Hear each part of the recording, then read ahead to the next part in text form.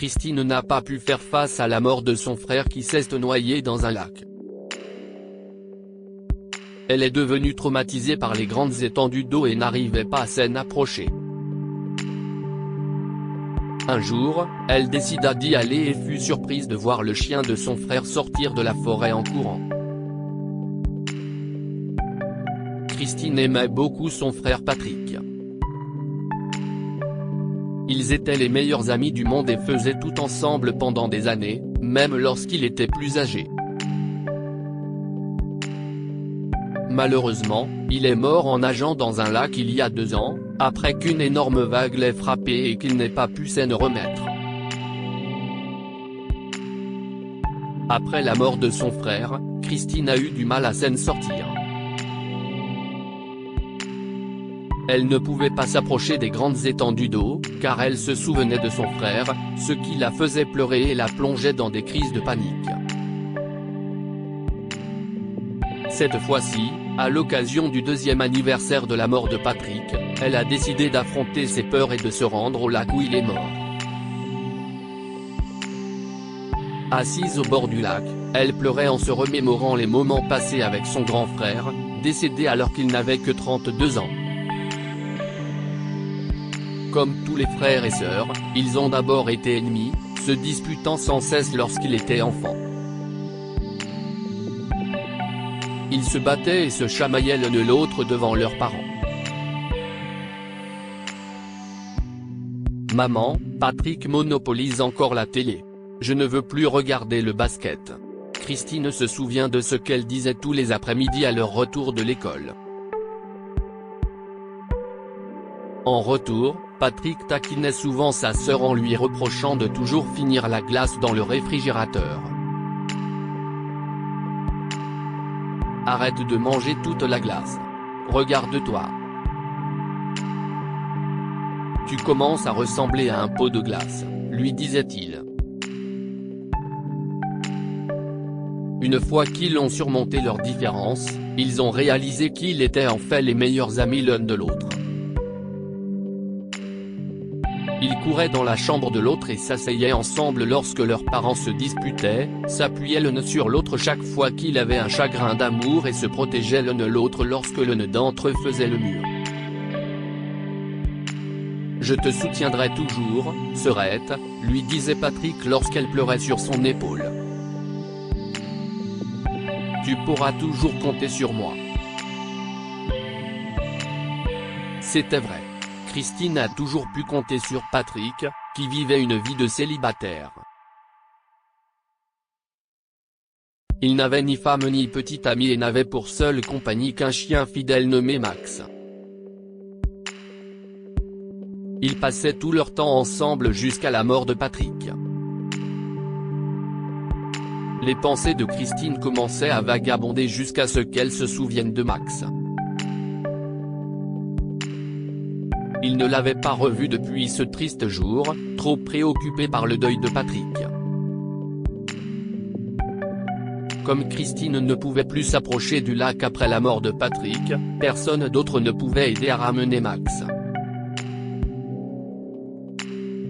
Les parents de Patrick et de Christine étaient trop âgés pour le faire. Ils ont préféré dire adieu à Max, en espérant que quelqu'un de bienveillant l'avait secouru et recueilli. Après être restée assise en silence pendant quelques minutes, elle a soudain entendu un chien aboyer dans les bois. Le bruit se rapprochait et elle fut très surprise de voir que c'était Max qui courait vers elle. « Maxi ?» dit-elle, incrédule. « Max, si est-ce vraiment toi ?»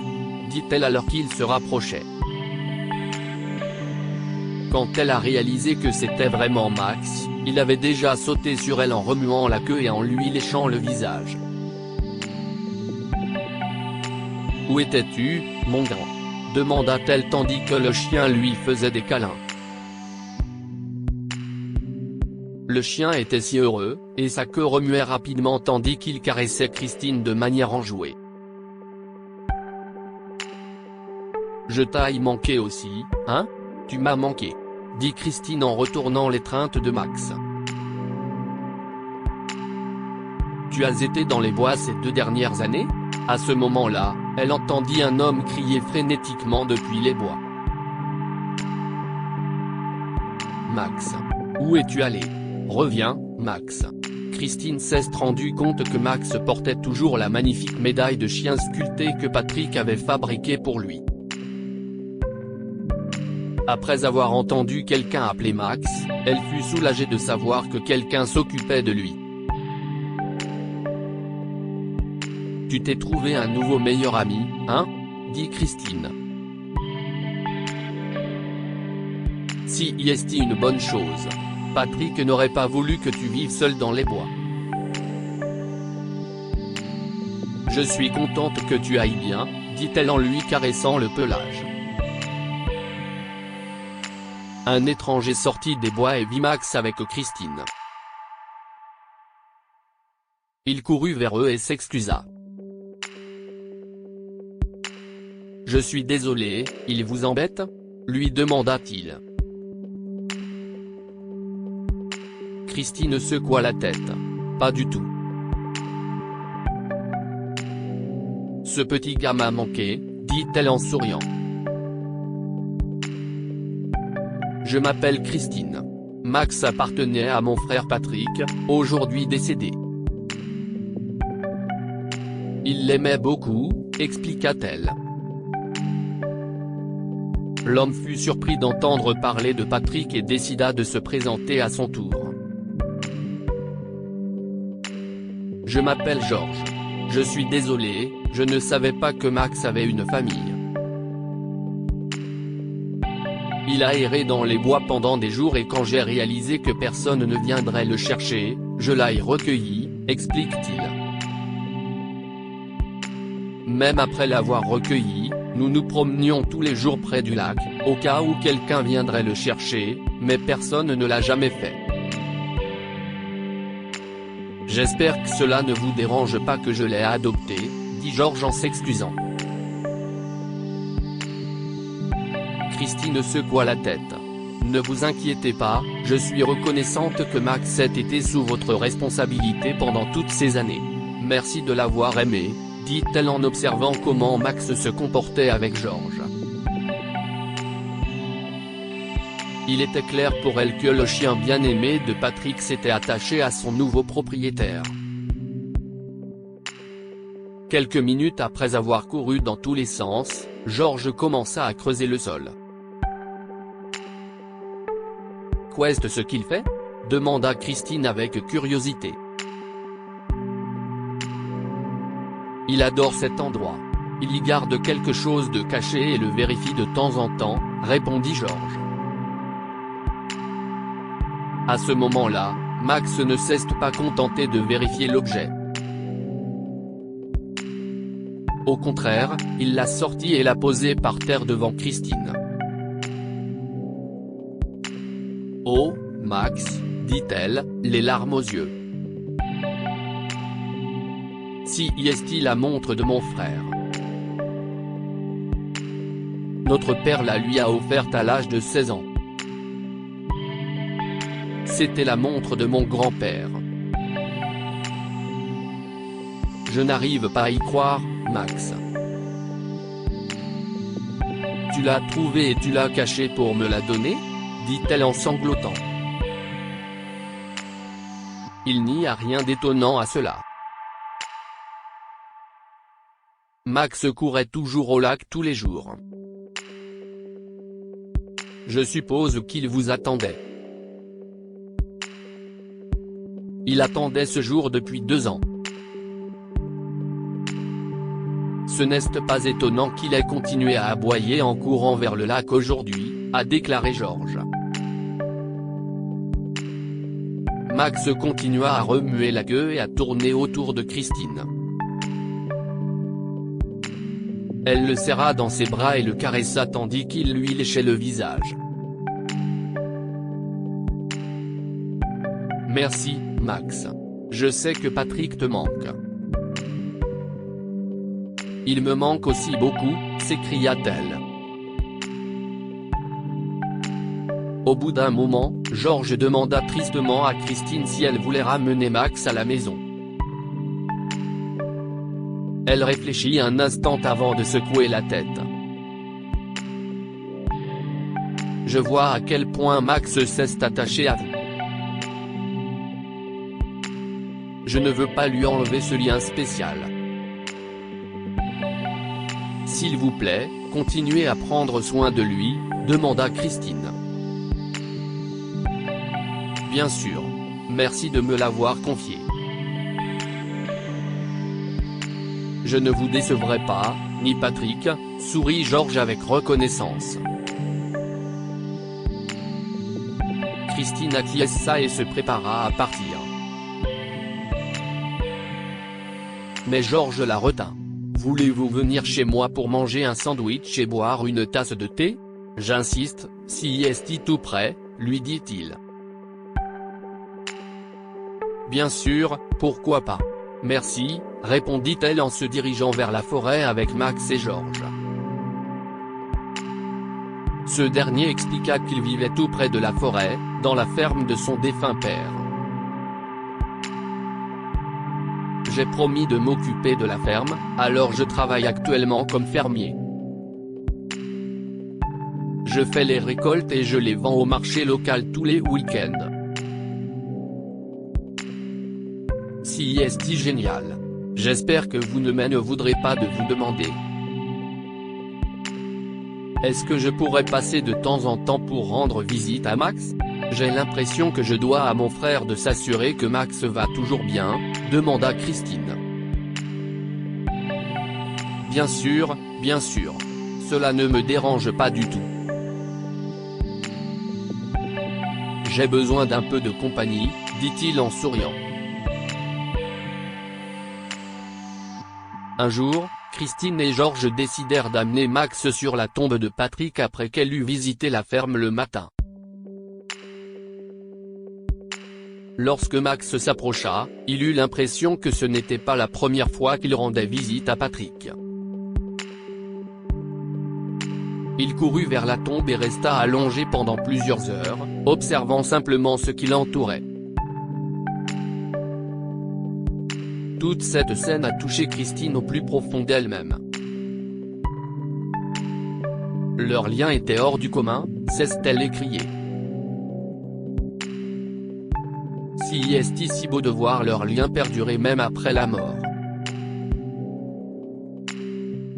Ce que Max ressent lui, dit-elle, ses pensées s'évanouissant à la vue de Max allongé là.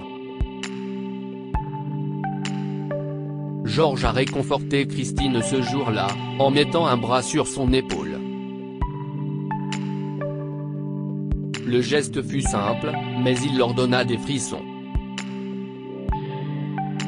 Ne pouvant nier l'étincelle entre eux, ils ont commencé à sortir ensemble lors de la prochaine visite de Christine à la ferme de George. Il lui a fait part de ses intentions et Christine lui a avoué qu'elle ressentait la même chose. Depuis, ils ont appris à mieux se connaître grâce à des conversations intéressantes autour d'un café et de délicieux repas préparés à la maison. Christine a également commencé à accompagner George pour vendre sur le marché de l'agriculture tous les week-ends, où elle a vu le potentiel de son entreprise. Au bout de quelques mois, avec l'accord de George, Christine a décidé de quitter son emploi en entreprise pour se lancer dans la création d'un commerce. Elle a vu le potentiel de l'entreprise agricole de George et a donc mis en place une plateforme de commerce électronique pour ses produits agricoles. Il ne pouvait pas en être plus reconnaissant et a demandé à Christine de devenir son associée. Leur relation était simple, facile et pleine d'amour et de bonheur. Ils ont décidé de s'installer ensemble à la ferme, où ils se sont occupés de Max en tant que couple et ont géré et développé l'entreprise agricole ensemble. En un rien de temps, la ferme de George est devenue l'endroit préféré de la ville pour acheter les produits les plus frais. Les habitants de la ville ne se contentaient pas d'écouler ces produits tous les week-ends sur le marché fermier, ils utilisaient également la plateforme en ligne de Christine pour passer leurs commandes en semaine. Grâce au site web de Christine, des clients des villes voisines et même des États peuvent commander à Georges. Avec une visibilité accrue et un capital plus important, le heureux couple a élargi sa gamme de produits, produisant plus que des fruits, des légumes et des champignons. Leur ferme a commencé à produire des encassins, des jus, des confitures et d'autres produits appréciés du public qui étaient toujours très demandés. Grâce à leur travail acharné et à leur détermination, ils ont pu économiser beaucoup d'argent et se permettre de partir en excursion dans la nature avec Max. En l'espace de quelques mois, Georges a eu assez d'argent pour acheter à Christine une magnifique bague de fiançailles. Il l'a demandée en mariage au cours d'un de leurs dîners intimes à la maison et s'est marié lors d'une simple cérémonie à l'église. Alors qu'il rentrait à la ferme ce jour-là, Georges décida de parler à Patrick. Il a levé les yeux au ciel et a dit : « Que pouvons-nous apprendre de cette histoire ? La véritable amitié dure au-delà d'une vie. » Max n'a jamais oublié Patrick, même après sa mort. Chaque jour, Max se réjouissait de retrouver Christine pour lui rendre le bien le plus précieux de Patrick, prouvant ainsi à quel point il était loyal et fidèle à Patrick. Même lorsque Max se rendait sur la tombe de Patrick, il y restait tranquillement, passant du temps avec son maître. Les animaux aussi ont des sentiments.